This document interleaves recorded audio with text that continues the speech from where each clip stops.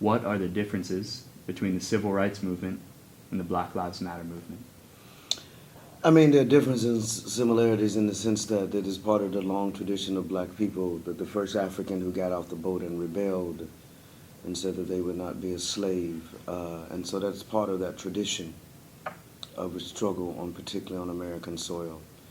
I think also what the Black Lives Matters movement is competing with is a mythology around the civil rights movement. So one of the things that we often assume is that everybody over 50 marched with King. And between 1958 and 1961, Martin Luther King has to lead a National Baptist Convention and create the Progressive Baptist Convention with 2,000 other clergy. In fact, when he died, the Black Pope John H. Jackson, who forced King to leave the house of his fathers, is how the Gardner C. Taylor describes it, in terms of King's great-grandfather being a Baptist preacher, one of the founders of this broad-based National Baptist Convention. And so having to leave.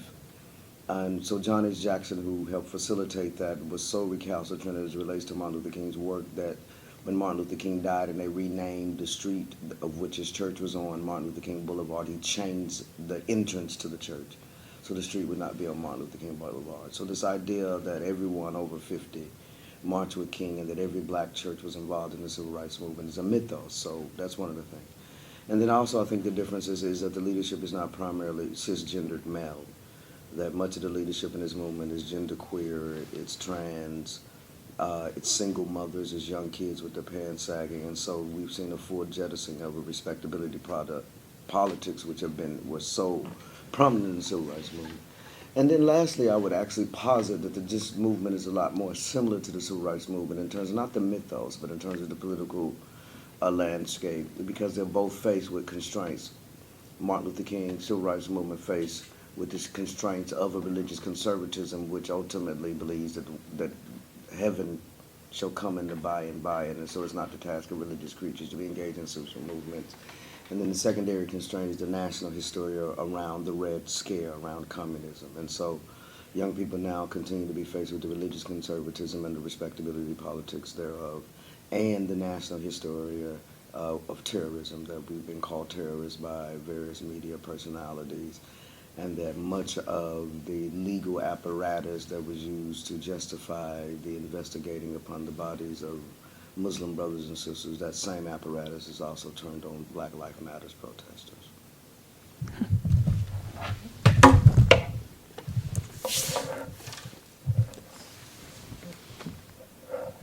Okay.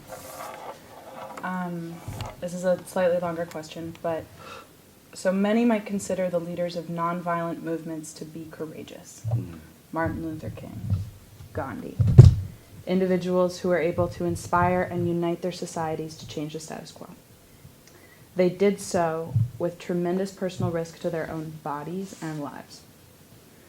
These leaders were willing to die for a cause, but were absolutely unwilling to kill for it. Mm-hmm. Considering current events, is it courageous when violence is a response to violence, and might profanity be considered a form of violence? Mm-hmm. So in the latter question, no. That if you are more concerned about young people saying fuck the police than the fucked up conditions that they live in, there's something wrong with you, not them. And is that the days of polite speech are over, of respectable terms of engagement are over, given the high levels of profane and sacrilegious exercises that the state engages against black bodies. Secondly, I would want to trouble the question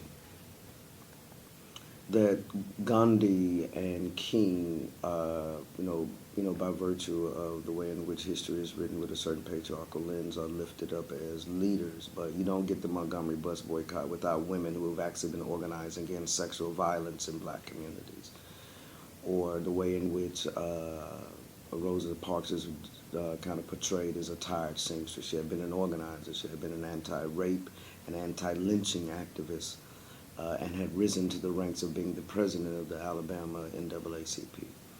And so that there were women who created the infrastructure, particularly in the context of the U.S., in which created the possibilities for Martin Luther King to emerge in a way in which he's articulating their doing and their suffering.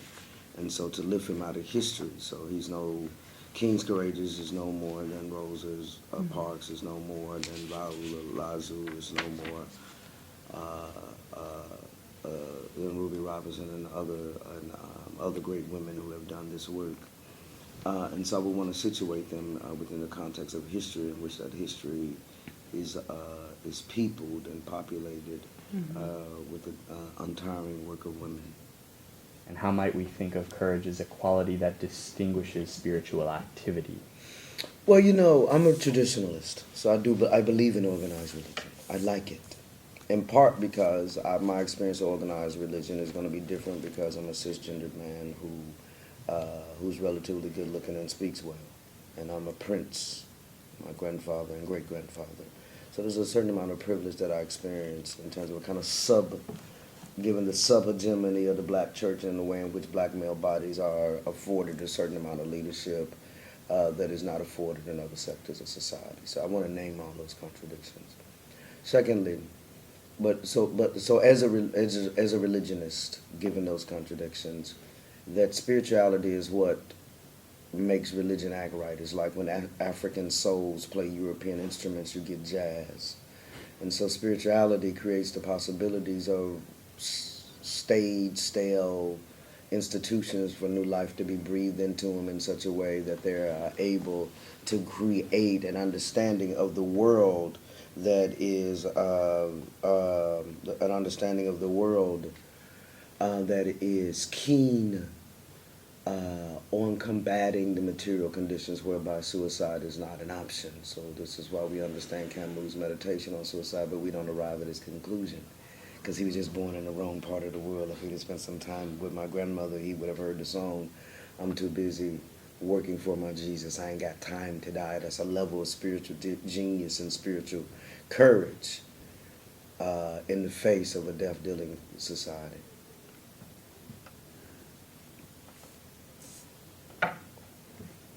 No, you can use that mic. Oh, okay. I didn't know that. Okay, you've stated that the many meanings associated with the word God are tools of political power. Mm-hmm. I'm wondering if you could comment on that, and as God can have many meanings, what do you think about courage having many meanings? Well, I think that one can have courage that is not necessarily connected to a wholly other. Albert Camus is courageous. He's wrong on Algiers, but he's courageous in terms of his confrontation with the occupying forces that are in France. So there are folks who don't necessarily believe in God who are still courageous, and religious people who are quite cowardly. When you look at the level of lynchings that took place, that oftentimes religious people coming out of their churches to go watch the lynching, right? So that means that one can be religious and to be coward. Religion does not have a monopoly on that truth. The question is, what are the ways in which we confront fear and overcome that fear in a collective way? Like, what does collective courage with? Because also in the context of a neoliberal society, everything is individuated. So it's about courageous individuals, not courageous movements. And usually those courageous individuals are men, right? So how do we talk about courageous movements, courageous communities, courageous civilizations, right? So when you look at the way Norway responded to the terrorist act versus the way France and the U.S. respond to the terrorist act, Norway was courageous.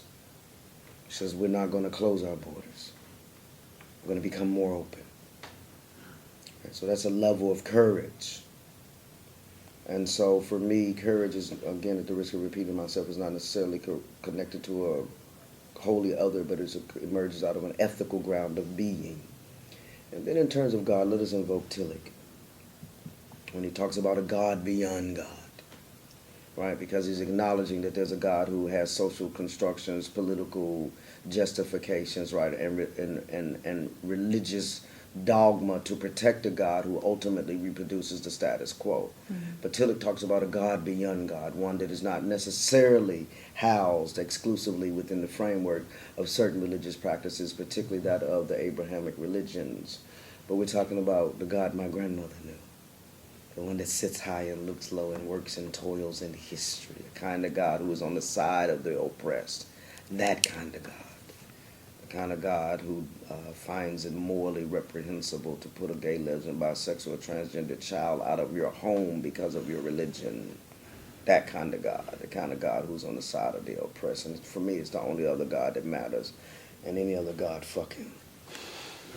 It's been said by Sekou himself that Reverend Sekou and the Holy Ghost is you and him. He has said that you are the Holy Ghost. Do you accept that title? I mean, I can't reject it because it's when we are together, we are together. But I mean, I think the Holy Ghost, both in the construction of our group name and also in the construction of society at large, the Holy Ghost should be and is inside all of us, right? So I think by having me embody it and maybe putting the name on it, whatever you want to call it, I think it doesn't expand what people think the Holy Ghost is and who it is and what it might be like. But definitely, the Holy Ghost is definitely clear. Is definitely, not attached to a body, not attached to a sexuality. It gets to have its own sexuality because it can have its own agency and all of that space that we don't afford to something like a spirit. We don't give it that, but who's to say it can't have that on its own? So I think, for me to be the Holy Ghost, I can be. I think there's also this larger understanding that the Holy Ghost is community. The Holy Ghost is whomever shows up tonight. The Holy Ghost was several students at Bard who just showed up and showed out. Mm-hmm. So I think the Holy Ghost is really all of us put together. It's our spirit. It's our will to survive. It's our resilience. It can be embodied inside of me if it wants to, and it's also inside of all of us. I'm wondering if you can just comment a little, or tell us a little bit about where you've come from, like your past, or where in the world you're from, and thinking in terms of courage, maybe some of the people in your life that have encouraged you and have influenced you either directly in sort of an intimate sphere or encouraged you as inspiration in even sort of a more remote relationship. Absolutely. Well, first I can say my name is Jay Marie Hill. I'm from the Bay Area. I'm from Oakland, the suburbs of Oakland, and now reside in Oakland. And I'm a black, queer, genderqueer person raised in the tradition of womanhood, and I still call upon that as whenever I want to feel strong and whenever I want to feel safe, I look at womanhood and femininity. And also I've been afforded, in this patriarchal society, the quote-unquote privilege of masculinity also, right? My voice is the way it is, my body is the way it is. So I command a certain attention in a world that values masculinity and perceived maleness, quote-unquote, right? So, I, over time, have had to construct my understanding of what my gender is, and so that's something that is with me every day. Sometimes I don't feel like going outside and gendering, and sometimes I feel like doing that and, getting into that fight. So I think me bringing that into the work that Sekou and I then do together is a radical act, right? We get to embody ourselves, both be, illegible black bodies in a world, and then create a purpose that is beyond comprehension in terms of music. Create a purpose, give an offering, and then we all get to join in together, and that's the beauty of our project. So as far as who I am, that's part of where I come from, and then here I am with Sekou and I creating this music. And as far as courage, I think it's no coincidence that I have the word courage on my wall. Last year for my birthday, I decided to create some intentions. The words that I have on my wall are warmth, light, and courage, right? And also serve and protect, because those are all things that I want to commit myself to. Who am I serving? Who am I protecting? What warmth? What light? What courage? And I think it's also important to point out that inside of courage is the word rage, right? No one ever really talks about that. What does that mean? How are we tapping into that to survive? And I think to add to Sekou's answer a few minutes ago about, and the question around, Martin Luther King is courageous, Gandhi is courageous, right? We don't talk about actually the ways that not only are they patriarchy embodied, we don't talk about the ways that they've actually, Sekou, he said the names, he mentioned there's women involved, but what about, that is the beginning of the work, because then it's also how do we lift up the women, how do we actually support what their questions are. So for then, Martin Luther King and Gandhi to not have said those things, I think it's important. That's a knock on their character, right? Like it's just because they were, around at a different time, and there are other Black Panther leaders who did say the names of the women, who did acknowledge their role, but I think we need to raise the bar, right, of patriarchy. If we're going to live in a society that values men, they need to get better at raising up the names of women. So I think as far as what courage means to me, honestly, like I said, I have a little bit more masculinity maybe than some people, and what gives me power and what I choose to embody rage and courage in is I get my source is really black trans women. That's it, because they are at the crux of what is allowed in terms of humanity, right? Like, blackness is policed, trans women are policed. Their, connection, the intersection there, it means death in this world that we live in right now. And because I've been afforded, like I said, a little bit more masculinity, I know that not only am I, quote unquote, lucky in this world, but there's really there's no acceptable peace if I allow that to continue. So for me to, mention their names at every turn is how I survive. I write, the main song, one of the songs that I wrote that's just me on the album is, for me, it's a song in conversation with Lemia Beard, right? And that's because I needed to have a conversation with her. I wrote a letter to her at an action. I was asked to write a letter to them, because they'd been killed already, and meet at an action in Oakland, a cutie pop group, queer, trans, person of color, people of color, liberation, like organizing group in Oakland. We did an action on Valentine's Day, right? People talk about Valentine's Day as the main day where you love up on your people, and I think we were committed to loving up on the black, queer, brown, trans women who had been killed at that point, right? Because we also, and I would also say that in Oakland particularly, we're committed to loving up on and creating survival space for black trans women and trans women in general. So I think that's not just one point, but I was asked to write this letter, and I wrote it to Lemia Beard. It's, I'm grateful that it came through me, and I'm grateful that I've been able to speak to her in that way, but I only allow myself to I only allow courage to come through me, and I only say that I could be courageous if I'm actually creating spaces for black trans women to survive in. I'm not just here to say their names. That's not going to save their life after the fact. Whether they're alive or dead, what's going to save their life is my commitment to their intersection of how they embody power, courage, love, hope, deviance, and everything that they do in order to survive. So that's what courage means to me, and people like Lexi,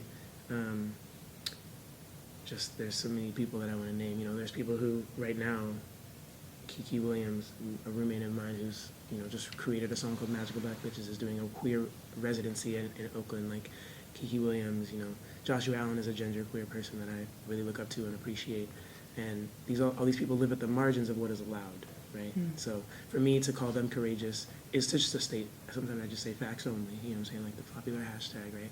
Because these are people who are surviving in spite of everything, and these are people who, like, to finish that name, Lexi Adsit is the person that I'm thinking of, who also lives in Oakland from the Bay Area, wrote an incredible piece in Autostraddle about 24 things you need to do right now to help trans women survive. There are countless names and people who, I build with them on a daily basis because they teach me how to survive. And they teach me how to be courageous. And I think that's important to name that part of the conversation and not to leave it out as an afterthought, because we're too busy trying to get free with, only black men are being killed. No, right? It's a different conversation. It requires a different entry point. But unless we're invoking that, and unless we're committed to that nexus of humanity, we're not actually out here trying to get free. We just want privilege. We don't want freedom. So we got to name that. And we got to actually do that work. All right, I kind of have a follow-up on that, and it's something that I've been confronting a lot in my own work, is that I've been reading a lot of, very old stories. I'm in a classics class right now, and it sort of ties into what you and the Reverend have said, is that we pull out male actors from history and we put them up on the pedestal, and those are the stories that get told over and over again, and I've been looking a lot in my own work at these stories that are being told of these heroic men who did physical things with their bodies, and that there was sort of, in even like ancient Greece, there was an association between physical courage or bravery, whatever that is, and masculinity and physical action and warfare and violence, and that was sort of a relationship that was made. And I'm wondering if you can maybe comment on like how we judge courage differently in actors based on their gender, and there's and possibly like a different appreciation for men who act courageous, men who identify and present as men and act a certain way, and we value some form of courage in them, and that it's possibly different for women, and when women behave in sort of a male demonstrate male courage, that is like not accepted, and vice versa, and possibly, and how you might think, the whole trans movement and whole new ways of identifying and thinking about other people, and how sort of what are your thoughts on that? Not a small question. Yeah. Let's get it. I mean, I think it's important to say that we live, like you said, it does connect to what Sekou and I have done and what he said in his lecture tonight, that we live in a performative society, right? We live in a world that makes it mean something when you perform versus when you're at home taking care of yourself, right? And those are both necessary pieces of survival.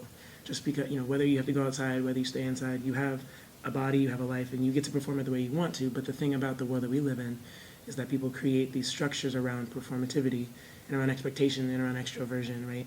And that means that we don't get to create the language necessary to learn how to value each other's emotional work, right? Like we have to understand how we got to the outside world. Maybe it was a lot of work. Like I said, some days I want to go outside and I want to do gender, and other days I want to stay inside and I just want to be in my bed. And how do we name the pieces of our world that end up in the tactile version of depression? How do we understand that there are things at work, spirits at work, that cause us to not be able to go outside, that cause us not to be able to really do our best at all times, whatever that looks like. And maybe our best is not performative. Maybe our best is just taking care of ourselves. People talk about spoons that are things that you have a limited amount of when it comes to anybody's work. There are people who, whether it's mental health or physical health, aren't able to maybe do, quote unquote, do as much as other people in the performative sense. And I think it's important that we create a language, which is part of ableism, right? It's a part of just, deconstructing that and creating a language around how we value survival and how we value every little piece. And some of that is that because masculinity and the ways that we've come to understand it has been about performativity and been about, I don't know if it's related to people sowing their seed or what, but it's like you have a seed, it results in a young person if you have sperm, right? And if you have a woman, you don't actually see that there's 9 months of labor, it just out pops a baby. But how do we connect the fact that there's emotional labor and work and toil, whether it's happening inside of your stomach or inside of your heart or inside of your brain, there's always work being done. And so I think we have to create this language that privileges almost, because we're doing it backwards, right? We already live in a world that values masculinity and values survival and performance in that way. So how are we labeling both the work that, is performative, but also the work, and like part of why Martin Luther King gets lifted up is because that's a lot easier to understand. If somebody's just in your face telling you to do something, part of why DeRay is understood, he's in your face telling you to do something, he's tweeting, right? But what about Ashley Yates? What about Charlene Carruthers? What about Kayla Reed? What about these women, these people who are in the background doing not only the emotional work, but the organizing work? Not to say that DeRay or MLK haven't done any, I don't actually know all of their backgrounds, right? But there is work, there's hundreds, thousands of people who did other direct actions besides the people that we often hear about. What do you think it is? What do you think is sort of like the binding characteristic of that kind of less seen courage, I guess, or women's courage, or what's if it's not in your face, if it's not sort of like aggressive courage, if there's the non-aggressive courage, like what is the binding kind of like essence of that? I mean, honestly, I would say that it whittles down to listening. To vulnerability that you're able to tap into or not, right? Mothers and people who, whether you raise a child or not, one of the things that you need to tap into is the ability to listen to that young person and understand what their survival needs are. So in this society, women have been raising our children. Women have been raising the next generation, and they have, sometimes it's a hormonal thing, sometimes it's just a physical capacity thing that a lot of times is not developed in masculine folks or men, and whereas women are expected to create that space for people. Not just for men, but for everybody. We raise the people, we send them off, and we also listen to them and are at home. And that's just a role that has been provided for women, right? And also in the past, thinking about hunter-gatherer work, that was there are matriarchal societies, right? But because we live in this institutional, driven, individualized world that values, a product over a person, right? That's become what we've all understood as the ideology now we all consume. In some ways, if you deviate from that, then you're on your way to freedom. But if you generally abide by this idea that products are important, or you don't even interrogate the ways that we've been shown that they are, you're not going to develop the listening skills that are required to both get the work done and also survive with the people around you. So I think that determining the unifying characteristic is the ability to listen and be vulnerable with people that a lot of men and masculine people do have, but we haven't come to expect that of them. We haven't given them the tools to understand that at a young age, right? So part of what the organizing work that we're doing now, and what makes it different, I think, from the civil rights movement, not that I was alive then, because I'm definitely 26 years old. But as I am learning, what I'm noticing is the ability to listen to the people not only in the streets who are working class, lower class, poor class, all of the different labels that we've given to people just because we didn't give them enough money to survive, whatever you want to call those folks.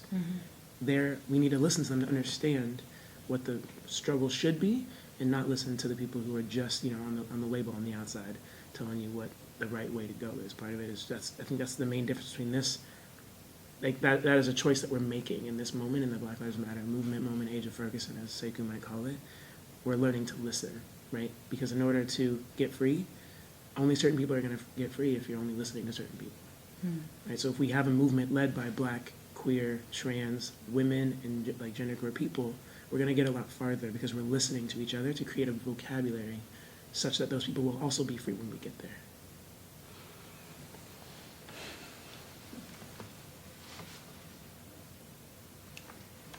I'm wondering if you could just maybe elaborate a little more on sort of. I have a question. Well, Yeah. we work for the Hannah Arendt Center, Do you wanna- and have you read any Hannah Arendt? You know what? I haven't. It's funny. Oh, There's a okay. lot of things that I haven't read. A lot of this is just lived experience around Yeah, listening yeah. to other Black and queer trans folks who are just trying to make it. Okay, I have another question. So I was at the Creating Change conference in Chicago, Yeah. and so there was the whole pink washing thing happening, and I wanted to know your thoughts on pink washing as That's- it pertains to Israel-Palestine. Yeah. Well, that's a powerful question. I'm interested also to know about your experience there.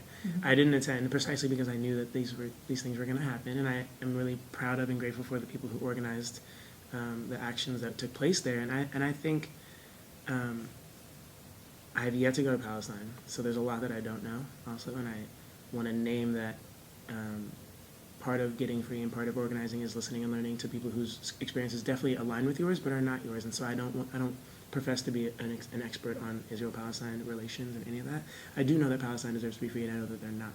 I can say that much. You know, I know there's a reason I like to note connections, and there's a reason why the people from Palestine were so quick to respond to the crackdown in Ferguson. There's a reason for those things, right? So I have a lot to learn, but as far as pink washing, I mean, propaganda is a powerful thing in whatever the form, you know? So I think we have, in that regard, or in that context, in the Israel-Palestine work, we have a lot of listening to do. And we have to recognize not only who we're not hearing, but who we are hearing, and understand what their goals are, what their intentions are. I think it's important, as I do my reading and my studying on Palestine and on these different communities that are being oppressed and killed off, to name it, being killed off, right?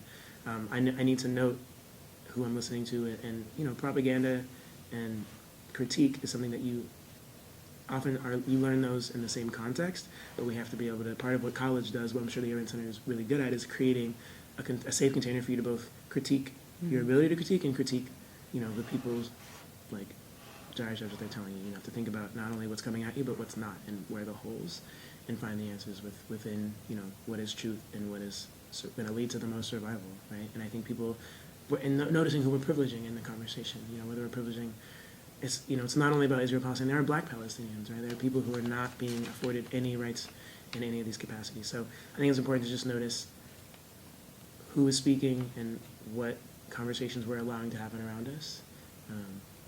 And yeah, propaganda is a powerful thing, period. Yeah, and if you jump on, the latest civil rights movement, if you say, oh, we accept gays, and that means that actually there's still a lot of people that you're not letting in. So how are we pushing them to have that conversation? And I think there are some phenomenal organizers in Palestine, and in Israel also, right? Like anti-Zionist people who are using their quote-unquote birthright in all the places they've been and the people they have access to really push the conversation. So we are indebted to those folks, and we have a lot more work to do. But here we are. We have to keep going. I'm wondering if you could speak a bit about how you met Reverend Sekou and what your experience has been working together and what you've sort of learned working sort of on this really incredible album that you just released a week ago. Yeah, well, it's a funny thing. Reverend Sekou and I met without even really having a full conversation about anything. We met in Cleveland at the Movement for Black Lives convening. Right? It was a chance for national and international folks to come together in one place and talk and push and listen to each other around this work that we're doing that is in a lot of ways regional, right? But we're trying to push a national and international conversation. So that was our chance to do that. And on the final day, on the Sunday, they pepper sprayed a lot of people who were trying to keep the police from taking this 14-year-old child, young man who they had arrested and said was drunk, and he ended up not being. He was just being quiet because, being quiet while black is a crime, obviously, because being black, period, is in a world that, created its capitalist nature on your back, inside of your heart. Like, being black is a crime inherently, right? So we're always resisting that radical act until that day when we just surrounded the car and said, no, you're not taking this young boy into the system. You're going to call his mother, and we're going to go home. That's what's going to happen today. So they pepper sprayed folks. They escalated the situation, and Reverend Sekou was actually, it was the final day. Everybody was leaving. Reverend Sekou was actually about to get on a plane, and he came back from the airport. By the time he got back, the situation had been de-escalated, and the young man, we released him to the custody of his mother. He was safe. And then I actually ended up getting somewhat pepper sprayed also, and so Reverend Sekou actually was at the table where people were kind of trying to get that off of us. And we didn't talk about anything but tilt your head this way, tilt your head that way, wash your clothes in cold water. Nice to meet you. That was it. 2 weeks later, he shows up in Oakland. A friend, Ashley Yates, Brown Blaze on Twitter, phenomenal organizer, happened to pick us both up to go to a Janelle Monáe action protest. She had that ongoing Hell You Talking About song and protest tour. And, say her name folks in Oakland, we made sure that she came correct, and we supported her action, and then I met Sekou in the car. And then a couple of days later, we kept running into each other, and he texted me, what are you doing? I said, nothing, come hang out at my house. Played him a song, because that's what I do when I'm just hanging out at the house, making music, practicing. And, we started healing each other that day. We wrote 11 songs in 6 days. Lots of music that we have. It's not even on the album, but here we are with an album full of, just prophetic people sharing their talents. And, over 30 musicians took part in the making of this album. Musicians, producers, organizers in all capacities. And that's the other thing about this album is it's full of people of movement, folks. It's not just, we grabbed the guitarists off the street. We met the brass band coming from an action. Like Reverend Sekou met them in St. Louis, just walking down the street, right? And so we've been showing a lot of grace. People have come in and wanted to be a part of the project. And as far as my role, like I said, we just kind of wrote this music in my living room. And I think that's part of what Getting Free looks like, is you just take the time to relax, take the time to rejuvenate yourself, because the Empire certainly doesn't care if you do or not, and they're going to make sure you're sucked dry at every turn. So the radical space that you make to heal yourself is just as important as the radical space you hold at a direct action on the Bay Bridge, right?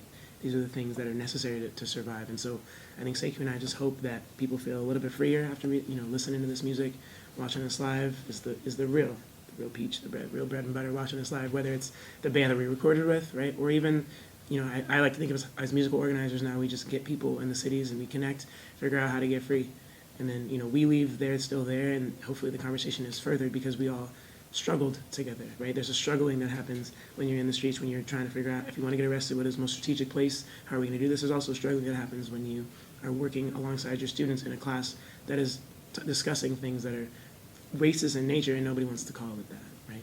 There's the struggle involved when you are noticing that black people on your campus are being called peasants and being told as if they don't belong.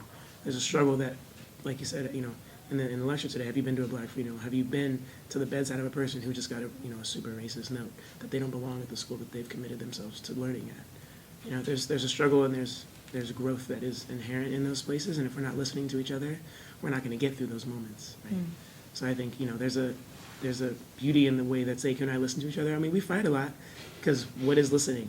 We're working on that, but I think there's a beauty in the way that we've come together because we get to model with the struggle, which is to say intergenerational work alongside each other. Somebody who's a cis male passing, patriarchal, has learned and been conditioned to perform in that way.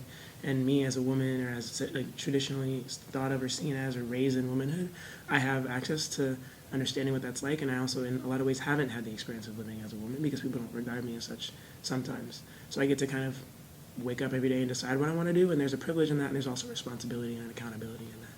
So when Sekou and I were writing Sanctified, there was a piece of that song that didn't sit right with me because we hadn't figured out how to really pay homage to the woman that we were singing to as a person with agency. Yeah, she makes us feel a lot of things, but what is she doing for the world, right? And now that line is, one of the lines in that song is she, in the blink of an eye can free Palestine. That is the type of person that we're talking about. We're not just talking about a woman that wrote the Bible with her sweat. These are not just things that we like about her, but they're really things that get us all free, and we need to name those things, just like, MLK didn't quite name those people, and sometimes he didn't, right? But in history, we need to hold each other accountable in naming the people who do the work that is not glorified and that may not be legible or even monetizable, right? That's the other part, right? Because everybody's work is commodified. So when you start to value feminized jobs or jobs that have been assigned to people who present or exist as feminine, whether that's sex work, right, or raising a child, when you start to name and create a vocabulary around how to lift those jobs up, we get a little bit freer. Hmm. Just a little bit. If there was one sort of song from the album that you just released that is really resonates with you as you know, something that you would really want to be able to share, like if we were to sort of include that in what we're putting together tonight, like what's a song from the album that you would really like to, that, I don't know, you would recommend to someone approaching your work? Or Yeah, well, I mean, I'm grateful to have been on every single song and for us to have created such a masterpiece of organizing work. Not that we, did it, but the people that came together. I'm just honored that the work is in the form that it is. But I'm honored to also to have shared my song, The Past Time, in conversation with Lamia Beard, and I think that song touches people in a way that a lot of songs on the album kind of get at, but don't quite tug at your heartstrings in that same way. And Heaven is another close one that's similar to that, because I think, people talk about heaven as this elusive, like Reverend Sekou said, by and by place that we are one day struggling towards. But we actually wrote this song with an activist and organizer and musician in Oakland named Naima Shalhoub, and she's Lebanese artist, just godsend of a person, and she does a lot of prison work and jail work in San Francisco. And her question, as we were writing it in the living room of the house that we were in, she was asking and thinking of, and I was also thinking of this context, is people in prison. How are they creating heaven every single day in order to get by? We think of Mr. Woodfox, who was in solitary confinement for 43 years under the Angola 3. He committed himself to not letting the institution that he had to be in, that he was forced to be in, drive him crazy, right? And there is a power in that, and there is a just profound resilience inside of that I hope we capture in a song like Heaven, that I hope we capture in a song like We Come In, that I hope we capture in The Revolution Has Come, right? The album as a whole, but also the title track. The organ, the ways that we just paint a picture with that song. I think that's the ultimate goal, is to paint a picture with the work you're doing. It doesn't have to be comfortable, but it has to get us through, and we're going to get a little bit for free. Like I said, if we get to the end of that song, and there's really no way to hear it and not feel like you're on your way. You've won. That's the idea. At the end of the album, you'll know that we've won, and you'll keep fighting as if we've already won, because we're living full lives. We don't live to be in service to the people that have enslaved us, right? Still. We still need to find a way to thrive and to be joyful inside of that, and that in itself is a revolutionary act. So hopefully the album channels that, and we all, just listen to each other a little bit more afterwards, right? So we're listening to the people who are not only performing, but the people who are quiet and writing for us and making music for us and listening to us and getting us dinner and getting us rides. These are the people, we need to listen to all of these people. They all have a role, they all have a lane. So that's the idea, that we're just all trying to find our lane. We hope this lane is an offering to those who hear it. And I guess maybe my last question, what is sort of up next for you and Reverend Sekou? Like where are you gonna thrive next? I mean, we just trying to get to the bed every day at the end of the day. You just want to get to bed, wake up, and hope you can do the same thing. But I mean, we eyeing Afropunk Paris. We're eyeing some of these places. We're eyeing, Europe, France, all these, specific places we've already built relationships with, and people who we know will hear. We're gonna get to Palestine too. I would say I would name that by the end of next year. We're gonna be there. Because there's work to do, and there's listening to be done there, right? It's not so much that there's work to do; there's already work happening. But there's listening to be done everywhere, and all we can do is become a part of the conversation that are already happening. So, whether it's on a big stage or in a living room, the freedom story and the struggle is the same.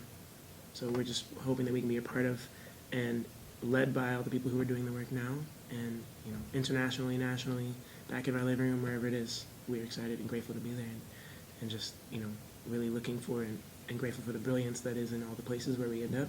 So we're just grateful and excited for what happens next. You tell us, we'll find out when we get there. I look forward to seeing it.